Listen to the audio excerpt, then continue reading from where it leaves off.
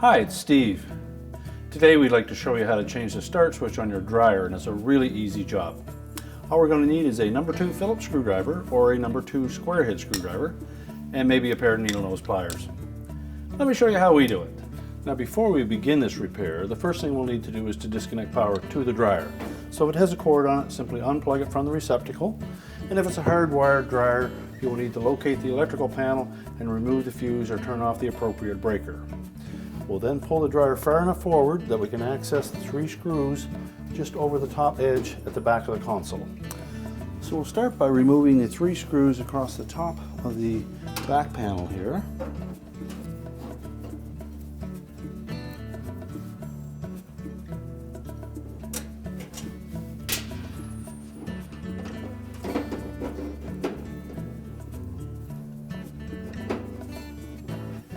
Now with the 3 screws removed from the back of the console, we can next just pull the knob off of the switch, set that aside.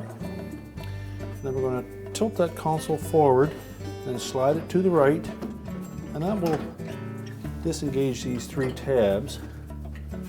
We can then tilt it forward, and that'll give us access to the switch. Now to remove the switch, we need to gently lift up on a little locking tab, rotate it counterclockwise, lift it out of the opening, and then we can remove the wires from the switch and attach them to the new one. So next we'll remove the wires from the switch. Use our needle nose pliers and just pull them off. Remember to pull just the terminal and not on the wire itself.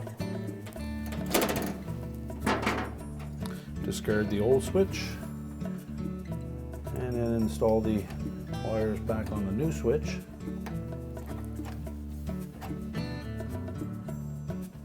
And make sure they fit nice and snug. Now when installing that new switch into the console, we need to use caution as it fits into 2 little plastic hooks that are molded into the back of the control panel. And there are 2 metal tabs on the front portion of that switch that as you rotate the switch into the control panel, they will engage those plastic tabs. And we want to make sure that we have just enough pressure on them that it will line them up and engage both. And we also have a little locking tab on the end, so we'll need to make sure that it passes the stop lug, which is plastic again.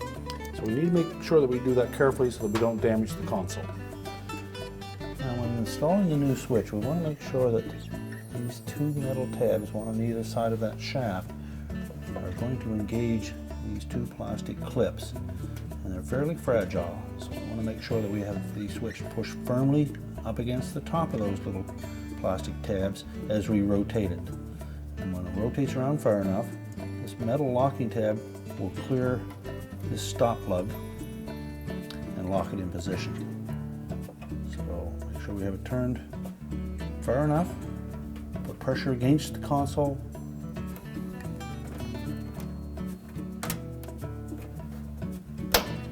and then rotate it around until that locks into place. And then set the console down into the main top, make sure those 3 tabs fit into the slots, slide it to the left, and tilt it back. We can reinstall the knob.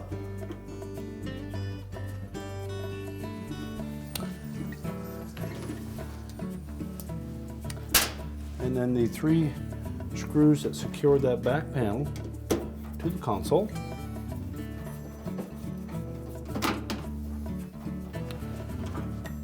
We're now ready to reconnect the venting if you had disconnected it, reconnect the power, and our repair is complete.